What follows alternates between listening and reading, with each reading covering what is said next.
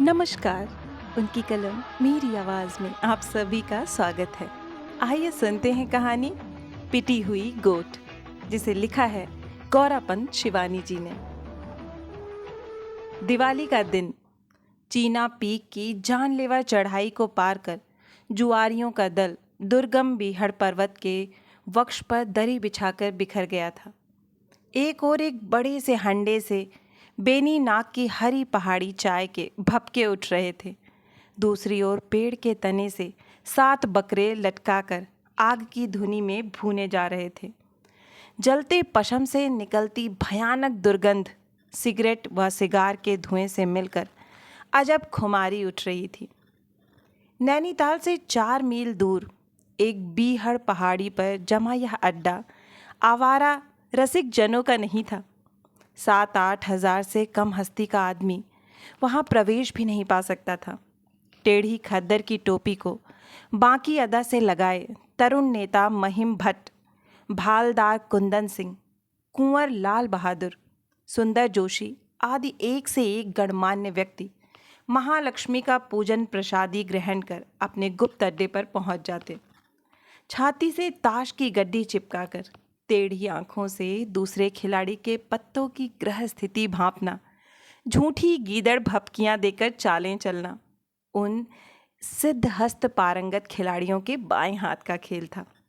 उस दायरे में प्रायः 8-10 ही खिलाड़ी रहते, क्योंकि चीना पीक के उस बादशाही खेल की चालें चलना हर किसी के लिए संभव नहीं होता। मिनटों में ही वहाँ 1000 की चाल तिगुनी कर पत्ते खुलवाए जाते।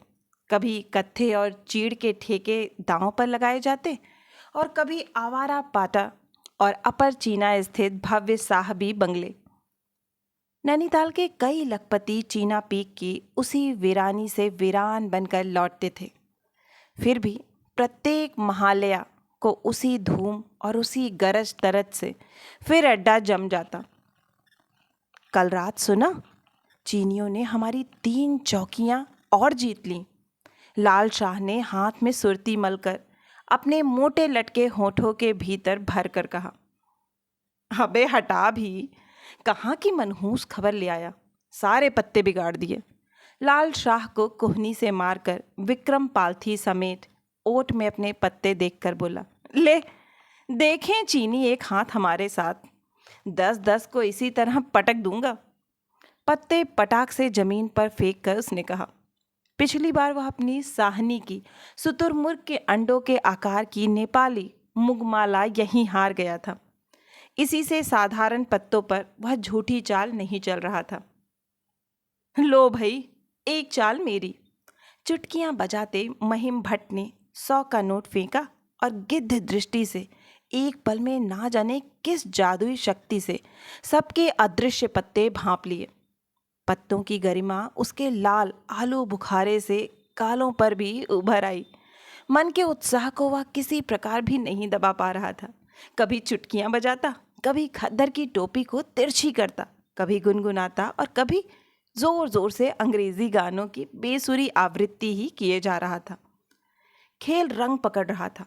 फरफराते नोटों को एक बड़े से पत्थर से दाब दिया गया। महिम भट्ट की चाल ऐसी वैसी नहीं होती, यह सब जानते थे। वह शून्य में लटकने वाला त्रिशंकु नहीं था। एक एक कर सबने पत्ते डाल दिए। केवल एक व्यक्ति ही डटा रहा और वह था एक नौसिखिया खिलाड़ी, गुरुदास। कुछ खेल की जिद, कुछ चातुर्य से उकसाता खिलाड़ी महिम भट्ट उसे ले बैठे। पत्ते खुले तो वह 8000 हार गया था। दोनों हाथ झाड़कर वह उठने लगा तो लाल शाह ने खींचकर बिठा दिया। वाह वाह, ऐसे नहीं उठ सकते मामू, खेल ठीक 12 बजे तक चलेगा। अब है ही क्या जो खेलूं? गुरुदास ने फटे गबरून के कोट की दोनों जेबें उलट दी। हाँ है क्यों नहीं?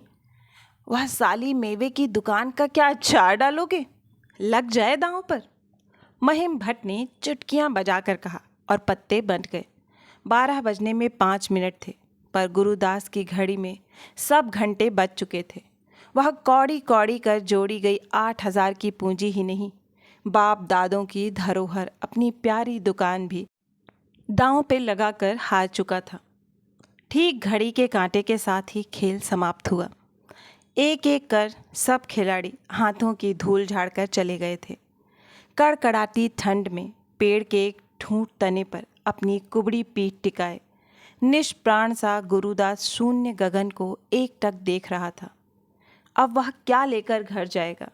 उसकी प्यारी सी दुकान, जिसकी गद्दी पर वह छोटी सी सग्गड़ में 3-4 गोबर और कोयले के लड्डू धमकाकर चेस्टनट अखरोट और चेरी स्ट्रॉबेरी को मोतियों के मोल बेचा करता था, अब उसकी कहाँ थी?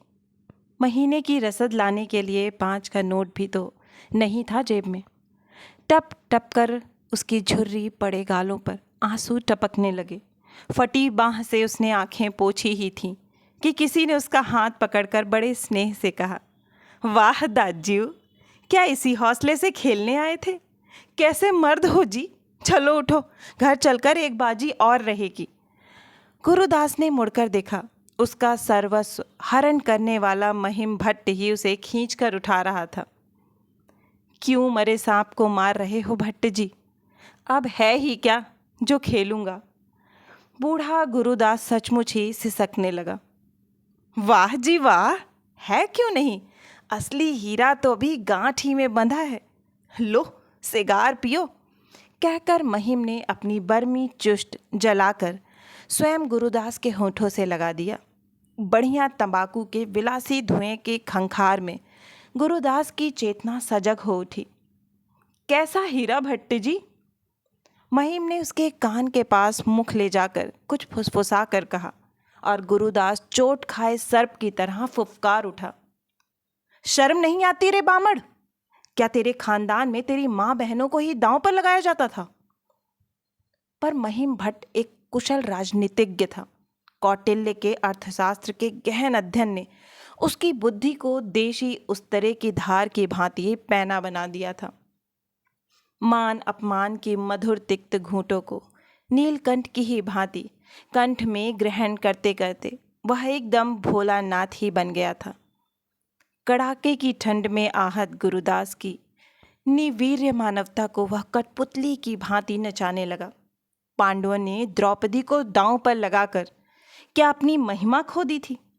हो सकता है दाज्यू, तुम्हारी गृह लक्ष्मी के ग्रह तुम्हें एक बार फिर बादशाह बना दें। अपनी मीठी बातों के गोरख धंधे में गुरुदास को बांधता महिम भट्ट जब अपने द्वार पर पहुंचा तो बूढ़ा उसकी मुट्ठी में था। देखो, इसी सांकल को जरा सा झटका देना और मैं खोल दूंगा। निश्चित रहना दाज्यू, किसी को कानों कान खबर नहीं लगने दूंगा। बिना कुछ उत्तर दिए ही गुरुदास घर की ओर बढ़ गया। दिन भर वह अपनी छोटी सी दुकान में चेस्टनट, स्ट्रॉबेरी और अखरोट बेचता था। उसकी दुकानदारी सीजन तक ही सीमित थी। भारी भारी बटुए लटकाए टूरिस्ट ही आकर उसके मेवे खरीदते। पहाड़ियों के लिए तो स्ट्रॉबेरी और अखरोट, चेस्टनट घर की मुर्गी दाल बराबर थी। डंडी मारकर बड़ी ही सूक्ष्म बुद्धि से वह 10,000 जोड़ पाया था। 2,000 शादी में उठ गए थे। 63 वर्ष की उम्र में उसने एक बार भी जुआ नहीं खेला था। किंतु आज लाल के बहकावे में आ गया था। लाल उसका भांजा था। हद है मामू, एक दांव लगा कर तो देखो, क्या पता एक ही चोट में 20,000 बना लो। ना हो तो एक हाथ खेल कर उठ जाना।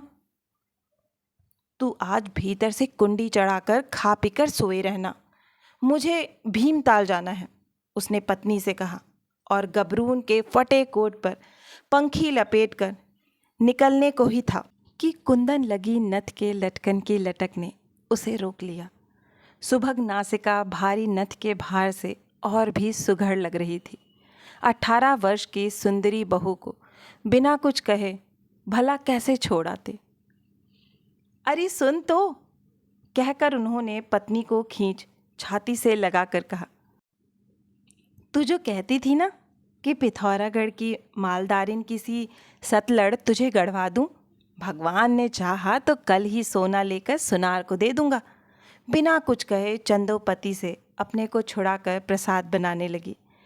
3 वर्ष से वह प्रत्येक दिवाली पर पति का यही व्यर्थ आश्वासन सुनती आई थी। उधर बूढ़ा लहसुन भी खाने लगा था। ऐसी दुर्गंध आई कि उसका माथा चकरा गया। रिश्ते में बहू लगने पर भी वह चंदो की हम उम्र थी और दोनों में बड़ा प्रेम था। मामी जी, आज खूब मन लगाकर लक्ष्मी जी को पूजना। मामा जी 10,000 लेकर जुआ खेलने गए हैं। अपने सुंदर चेहरे से नथ का कुंदन खिसकाकर वह बोली। जलते घी की सुगंध में कमरा भर गया। हट, आई है बड़ी। उन बेचारों के पास 10,000 होते तो कार्तिक में मेरी यह गत होती। फटे सलूके से उसने अपनी बताशे सी सफ़ेद कुहनी निकाल कर दिखाई। तुम्हारी कसम मामी, ये भी तो गए हैं। इन्होंने अपनी आंखों से देखा। चंदो कढ़ाई में पूरी डालना भी भूल गई।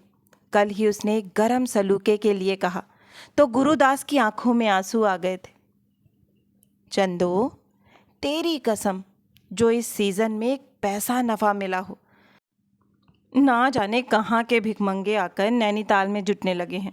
अखरोट चेस्टनट क्या खाएंगे, 2 आने की मूंगफली ही लेकर टूंग लेते हैं। मेरा कोट देख, कहकर उसने कोट की फटी खिड़की से कुर्ते की बाहें निकालकर दिखा दी थी। तू कहती क्या है बहू? 10,000 उनके पास कहाँ से आएंगे? लो, और सुनो। लाल बहू झुंझला उठ गई। तभी तो ये कहते हैं कि मामा जी ने पुण्य किए थे जो मामी जैसी सती लक्ष्मी मिली। मिलती कोई ऐसी वैसी तो जानते, कै बीसी सैकड़ा होते हैं। चलूं भाई, मुझे क्या, तुमसे माया प्रेम है, इसी से ना चाहने पर भी मुंह से निकल ही जाता है। वह चली गई तो चंदा सोच में डूबी बैठी रह गई। सचमुच वह लक्ष्मी थी, सतयुग की सती, जिसका सुनहरा चित्र कलयुगी चौखटे में एकदम ही बेतुका लगता था। 3 वर्ष पहले उसके दरिद्र माता पिता पिथौरागढ़ के अग्निकांड में भस्म हो गए थे।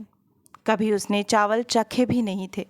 मानीरा के माड़ से गुजर करने वाला उसका दरिद्र परिवार नष्ट हुआ तो बिरादरी वाले उस अनाथ सरल बालिका को नैनीताल के एक दूर के रिश्ते के ताऊ के मत्थे पटक गए। प्रायः ही वह गुरुदास की दुकान पर सब्जी लेने जाती। कद्दू, मूली और पहाड़ी बंडे के बीच खड़ी उस रूप की रानी पर साहजी बुरी तरह रीझ गए और एक अंधे के हाथ बटेर लग गई। 60 वर्ष के साह ने सहरा बांधा तो नैनीताल के उत्साही तरुण छात्रों ने काले झंडे लेकर जुलूस भी निकाला। पर जुलूस के पहले ही पिछवाड़े से साहजी अपनी दुल्हन को लेकर घर पहुंच चुके थे। वह साह की तीसरी पत्नी थी।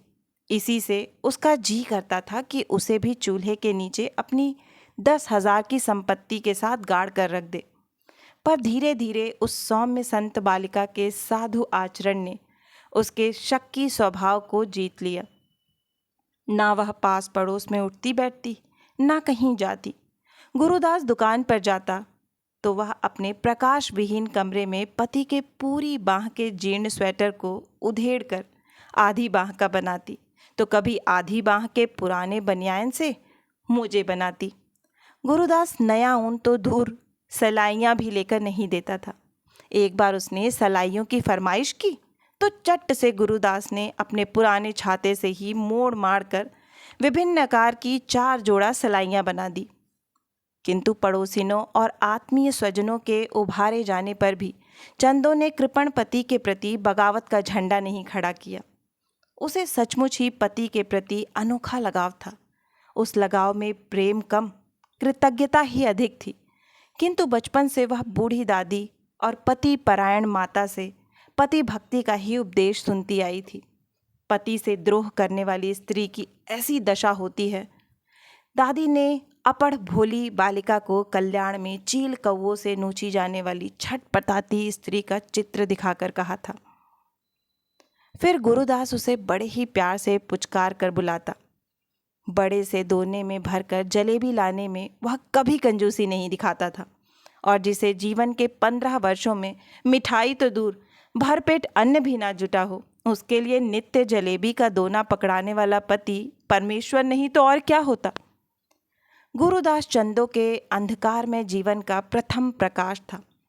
वह अपनी खिड़की से नित्य नवीन साड़ियों में मटकती सीजन की सुंदरियों को देखती तो कभी उसे डाह नहीं होती।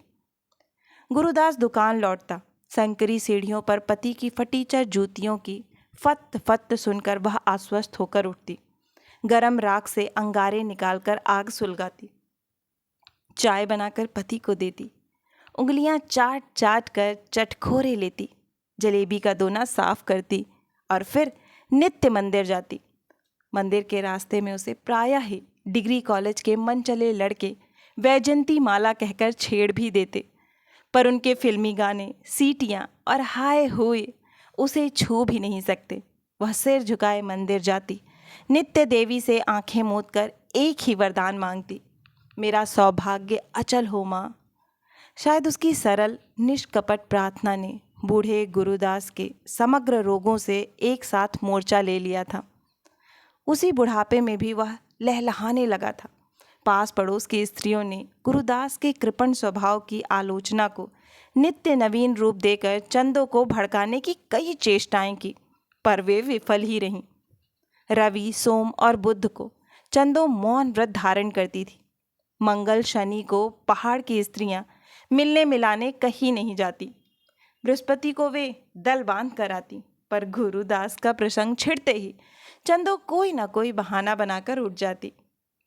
आज लाल बहू ने उसका चित्त खिन्न कर दिया था। जिस पति को देवता समझकर पूछती थी, क्या वही उसे धोखा दे गया? उसका नियम था कि वह पति के आने तक सदा बैठी रहती। आज भी वह बैठी थी। पति की परिचित पद ध्वनि सुनकर वह उसे असंख्य उपालंभों से बींधने को व्याकुल हो उठी, पर सौम्यता और शील ने उसके चित्त पर काबू पा लिया। हंसकर वह पति का स्वागत करने बढ़ी, पर पति के सूखे चेहरे ने उसे पीछे ढकेल दिया। हार तो नहीं गए? चंदो, गुरुदास का गला भर्रा गया। 10-11 दिए अभी भी टिमटिमा रहे थे। उन्हीं के अस्पष्ट आलोक में पति के कुम्हलाए चेहरे को देखकर चंदो का हृदय असीम करुणा से भर आया। ममता तो अपने पाले कुत्ते पर भी हो आती है, फिर वह तो उसे ही पालने वाला स्वामी था। तू जल्दी पंखी डालकर मेरे साथ चल। कहाँ चलने को कह रहे हो इतनी रात? बिना कुछ कहे ही चंदो ने अपनी गूंगी दृष्टि पति की ओर उठाई। तुझसे झूठ नहीं बोलूँगा चंदो, 8,000 और दुकान सब कुछ हार गया हूँ। महिम कहता है कि घर की लक्ष्मी को बगल में बिठाकर दांव फेंकूं तो शायद जीत जाऊं। चलेगी ना? वह गिड़गिड़ाने लगा। सरल निष्कपट चित्त के दर्पण में संसार की कलुषित फरेबी चालें कितनी स्पष्ट होकर निखर आती हैं। चंदो पलक मारते ही सब समझ गई। आधी रात को उसका पति उसे महिम भट्ट के यहाँ दांव पर लगाने के लिए ही ले जा रहा था। 2 ही दिन पहले वह मंदिर के द्वार में महिम भट्ट से टकरा गई थी। कैसा सुदर्शन व्यक्ति, किंतु कैसी कुख्याति थी उसकी। पास पड़ोस में नित्य ही वह उसके दुर्दांत कामी स्वभाव की बातें सुनती। वह युवती विधवाओं के लिए व्याघ्र था। कितनी ही अलहड़ किशोरियों उसके वैभव और व्यक्तित्व से रीझकर लट्टू सी घूमने लगी थी। फिर भी ना जाने अन्यायी में कैसा जादू था कि एक बार देखने पर सहज ही में दृष्टि नहीं लौटती थी। चल चल चंदो, देर मत कर। उसे अपनी फटी पंखी में लपेट द्वार पर ताला लगा। गुरुदास उसे निर्जन सड़क पर खींच ले गया। महिम भट्ट के पिछवाड़े से होकर दोनों उसके गुप्त द्वार पर खड़े हो गए। लोहे की विराट सांकल पर लगी छोटी सी घंटी को दबाते ही द्वार खुल गया। आइए भौजी, आइए आइए। मेरे अहो भाग्य, जो कुटिया को पवित्र तो किया। महिम के काले ओवरकोट से उठती सुगंध की लपटों ने चंदो को बांध लिया। एक संकरी गैलरी को पार कर तीनों महिम की कुटिया के दीवान खाने में पहुंचे तो उसका वैभव देखकर चंदो दंग रह गई। छत से एक अजीब झाड़ फानूस लटक रहा था, जिसकी नीलभ रोशनी में फटी पंखी में लिपटी कृशकाया चंदो बुत सी खड़ी ही रह गई। बैठो बैठो भौजी, लो गरम कॉफ़ी पियो। पास ही धरे कीमती थर्मस से कॉफ़ी डालकर महिम ने कहा। चंदो सकुचाकर पति की ओट में छिप गई। ओहो दाज्यू, ऐसे हीरे को तो इस गुदड़ी में ना छिपाया होता। ठीक ही तो कहते हैं कि गुदड़ियों में ही लाल छिपे होते हैं। लो भौजी, यह शॉल ओढ़ो। यह पंखी तो तुम्हारा अपमान कर रही है। अपना कीमती पश्मीना उसकी ओर बढ़ाकर महिम ने कहा। लज्जावनिता चंदो ने प्याला थामा तो दोनों हाथों से पकड़कर ओढ़ी गई पंखी नीचे गिर पड़ी। नीचे क्या गिरी कि कृष्ण मेघ को चीरकर धौं चंद्रिका छिटक गई। सब भूल भाल कर महिम उसे ही देखता रहा। ऐसा रूप, क्या रंग था, क्या नक्श, और बिना किसी बनावटी उतार चढ़ाव के चंदन सी देह का क्या अपूर्व गठन था। लज्जा, शील और भय से सारे शरीर का रक्त चंदो के चेहरे पर चढ़कर सिंदूर बिखेर उठा। नारी सौंदर्य का अनोखा जौहरी महिम उसके अंग प्रत्यंग की सच्चाई को अपने अनुभव की कसौटी पर कस रहा था और खरे कुंदन की हर लीक उस पद पद पर मत्त कर रही थी। अच्छा, अब देर कैसी भट्ट जी, हो जाए आखिरी दांव। गुरुदास ने प्याले की चीनी को अंगुली से चाट कर कहा। क्यों नहीं, क्यों नहीं। महिम ने चांदी के पानदान से कस्तूरी बीड़ा दोनों की ओर बढ़ाकर कहा। दांव तो लगा रहे हो दाज्यू, पर क्या भाभी से पूछ लिया है? विजयी मुंहफट उद्दाम यौवन की चोट से गुरुदास की जर्जर काया कांप उठी। बुरा मान गए दाज्यू? महिम ने बीड़े से गाल फुलाकर कहा। हिसाब किताब साफ रखना ठीक ही होता है। देखो भाभी, दाज्यू आज सब कुछ मुझसे हार गए हैं। तुम्हें ही दांव पर लगाने का सौदा तय हुआ है। ज़रूरी नहीं है कि तुम्हें हार ही जाएं। हो सकता है कि तुम्हारी शकुनिया देह की बाजी इन्हें खोए 8,000 दिलाकर एक बार फिर मेवे की दुकान पर बिठा दे। पर अगर हार गए तो तुम आज ही की रात से मेरी रहोगी। तुम्हारे जीवन की प्रत्येक रात्रि पर मेरा अधिकार रहेगा। मैं इसका विशेष प्रबंध रखूंगा कि तुम्हारे पति की हार और मेरी जीत का भेद प्राण रहते हम तीनों को छोड़ और कोई भी नहीं जान पाएगा। तुम्हारी अटूट पति भक्ति का बड़ा दबदबा है और इससे मुझे बड़ी मदद मिलेगी। तुम्हारे पति यदि हार गए तो। बीच ही में महिम को रोककर गुरुदास क्रोध से कांपता खड़ा हो गया। गुस्सा आने पर बलगम का गोला घर घर कर पुरानी जीप के इंजन की भांति उसके गले में घर घराने लगता था। अवरुद्ध कंठ से दोनों मुट्ठियां भींचकर वह बोला, मैं कभी हार नहीं सकता, कभी नहीं। अच्छा, भगवान करे ऐसा ही हो दाज्यू। जल्दी क्या है, बैठो तो सही। मुस्कुराकर महिम ने उसे हाथ पकड़कर बिठा दिया और ओवरकोट उतारकर पत्ते हाथ में ले लिए। गरम धारीदार नाइट ड्रेस में सुदर्शन तेजस्वी नरसिंह महिम भट्ट पान और दोखते से अपने विलासी अधरों की मुस्कान बिखेरता गाव तकिए के सहारे लेटा पत्ते बांटने लगा। दूसरी ओर गबरून के कोट की फटी कोहनियों से लहसुन की गांठ सी हड्डियां निकाले दो रंगी मफलर से अपनी लाल गीली नाक को बार बार पोंछता गुरुदास जोर से देवी कवच का पाठ कर रहा था। रूपम देहि जयम देहि यशो देहि द्विषो जहि। उन दोनों विवेक भ्रष्ट जुआरियों के बीच कांपती थरथराती चंदो, कुमाऊं की सरला पतिव्रता किशोरी, जिसके लिए पति की आज्ञा कानून की अमिट रेखा थी, जो पति की आदेशपूर्ण वाणी को ब्रह्म वाक्य समझकर ग्रहण करने को सदा तत्पर थी। पत्ते बंटे, चालें चली गईं। गुरुदास के बूढ़े चेहरे पर सहसा जवानी छलकने लगी। खुशी से झूमकर बूढ़ा नाच नाच कर महिम के सामने ही चंदो को पागलों की तरह चूमने लगा। वह बेचारी लज्जा से मुंह ढांपकर पीछे हट गई। ठीक है दाज्यू, दिल के अरमान निकाल लो, फिर मत कहना कि मैंने मौका नहीं दिया। अपने पत्तों को चूमकर महिम ने माथे से लगाकर कहा, अबे जा हट। आया बड़ा मौका देने वाला। ऐसे पत्ते ब्राह्मणों के पास नहीं आया करते। वैश्य पर ही लक्ष्मी जी की कृपालु होती है। हाँ, गुरुदास ने फिर नाक पोंछ कर कहा। क्यों नहीं, पर मैं तो तुम्हें आगाह किए दे रहा हूँ। दाजू, जरा संभल के आना, यहाँ भी कच्ची गोलियाँ नहीं खेली हैं। महिम ने चाल तिगुनी की। पत्तों को बार बार चटकारे लेकर चूमता वह चंदो की ओर देखकर ऐसी धृष्टता से मुस्कुरा रहा था जैसे पत्तों को नहीं, उसे चूम रहा हो। गुरुदास ने देख लिया और गुस्से से भर भरा कर वह पत्ते पकड़कर उठ गया। उसका शक्की स्वभाव अब तक खेल की लग्न में कुंडली मारे सर्प की तरह छिपा था।